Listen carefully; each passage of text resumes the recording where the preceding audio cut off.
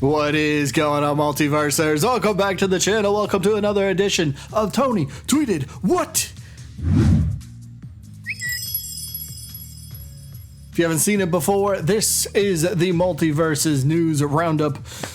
Pretty much straight from what Tony's been telling us on Twitter and or sometimes even in Discord. But yeah, the news roundup, it's for all the little pieces of information that may have been missed over the past, I don't know, week or so. So yeah, let's get started, shall we? And we did a video the other day talking about the expected character balance changes to expect, and Tony mentioned something about the hitbox/hurtbox feature for Multiversus, and he kind of gave us a little bit of a follow-up here where he tells us we did a foundational overhaul on how we do hit/hurt boxes. We're still finding issues, but things will continue to get better over time. It'll be in the build after this one. Okay, so right there, the last sentence does make it seem like it's going to be a part of the next update. It'll be in the build after this one, but he does clarify something real quick. To clarify, it won't be in the next build, but hopefully the one after that. So in 2 updates, that's when hopefully the hitbox, hurtbox for everybody will be implemented into the game, so that will affect literally every character. So we'll have to wait and see how that one goes. But like he says, it's they're finding issues, but it'll only get better over time. So again, got to remember, Multiversus is only in beta form right now, so things are only going to get better as long as we keep telling Player First Games and Tony all the bugs that we keep finding, and they're going to fix them for us. So awesome. Topic number 2. What about those missions? What if you finish a battle pass, right? What if you finish your battle pass and now you continue to get those daily missions? Well, what's the point of getting the XP? It doesn't do nothing, right? So is there going to be any sort of change to that? And luckily, we get a good answer here. So the question, hey Tony, loving the game. I'm a big fan. Sorry for all the criticism I've given without appreciation. There should be some kind of reward because it feels very unsatisfying to finish missions after finishing the battle pass, unless the total extra points we will earn gives us something, right? So yeah, you finish the battle pass and you continue to get all these new challenges done, but essentially the challenges don't mean anything anymore because the XP you get from the challenges goes to the battle pass. But if it's done, well then they're, in a way, they're kind of pointless, right? Well, Tony happens to tell us we'll figure out something for this. Probably some extra gold. So I like this a lot. I know gold is a hotly debated topic in the community. There's not enough gold earned, and you know, what are ways that we can get more and more and all that sort of stuff. So it sounds like if you finish a battle pass now, maybe the idea changes here, but it does sound like if you finish a battle pass, the challenges, the daily challenges that you get, probably seasonal challenges too, I'm gonna guess.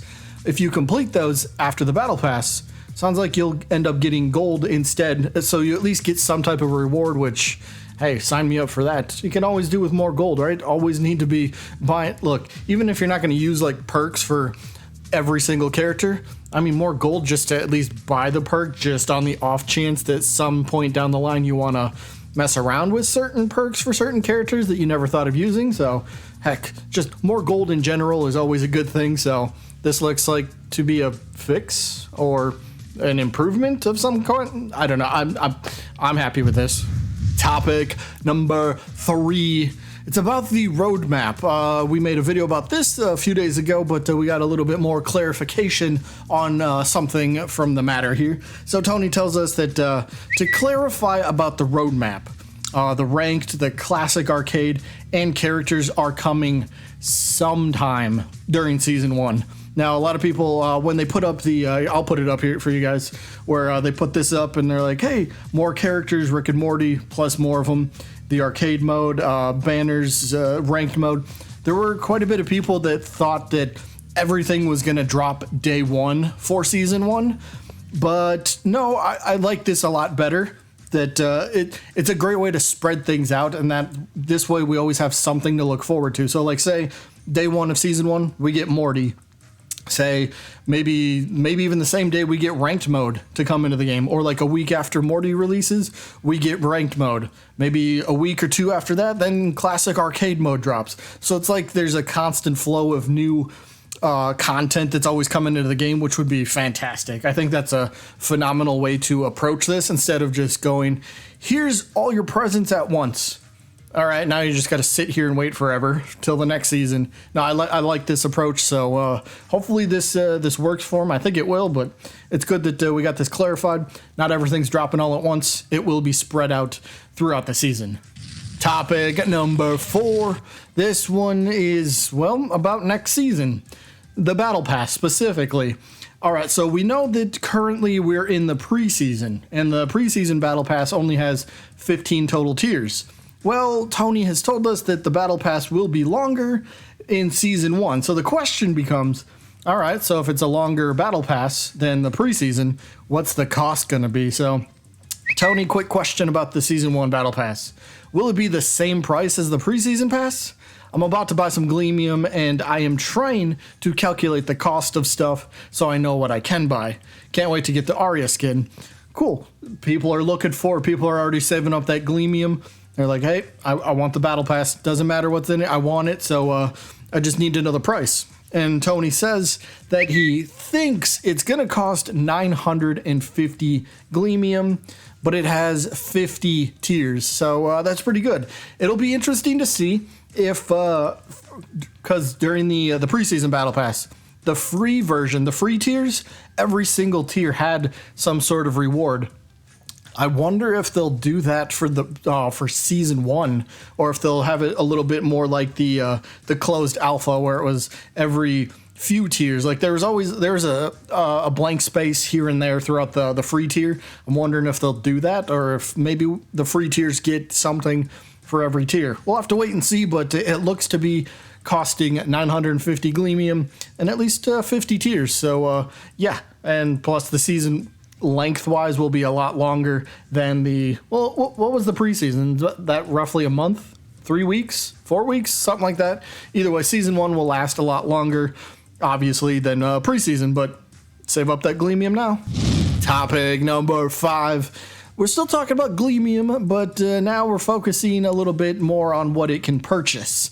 The ring outs, for example. Now, ring outs, there's going to be quite a few. There's a fair decent amount in the game already, but we know there's going to be more over time. So the question here on Twitter is that this person wants to buy 6,000 Gleamium to get more ring outs, but they wanted to know if there's going to be an option to get random ring outs to activate in fights from the ones that you have in your collection. Now this is kind of a good idea. Like say you have 3 or 4 ring outs that you really love, but in order to use all of them and see all of them, you will have to change it after every single match. And that could be maybe a little bit annoying, but heck, it's a ring out. I'm sure you don't mind looking at your favorites all the time, but what if there was an option to randomize the ring outs that you have? And Tony just says yes.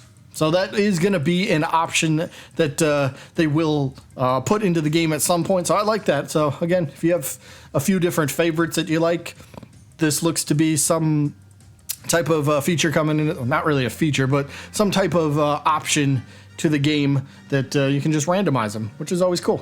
And the last topic of the video is about a specific bug fix. Now, I know there's been many people that have spawned into a game, but when they spawn in, they're either already down a stock because it's like the opponent kind of spawns in before them, or their game is loading up, a lot later than normal. So that's, that was the question. I don't know if it's only me, but I load in late and I'm already down a stock. So is there going to be a fix for this? Tony does give an answer. This is fixed in the next build. So luckily that's a thing because, obvious reasons. You don't want to load in and already be down one stock. That's just, no thank you. So luckily they seem to have found the fix for this, and it will be implemented in the next build. Whenever that build may come, I'm going to assume the next build is going to be when Season 1 drops. Again, whenever that date happens to roll around, but we got some good fixes to be looking forward to. So, yeah, that is going to be it for this one. I hope you guys enjoyed. As always, this has been the Multiversus News Roundup, and I guess I'll see you when I look at... What the heck was that? I messed up my outro. Leave it in.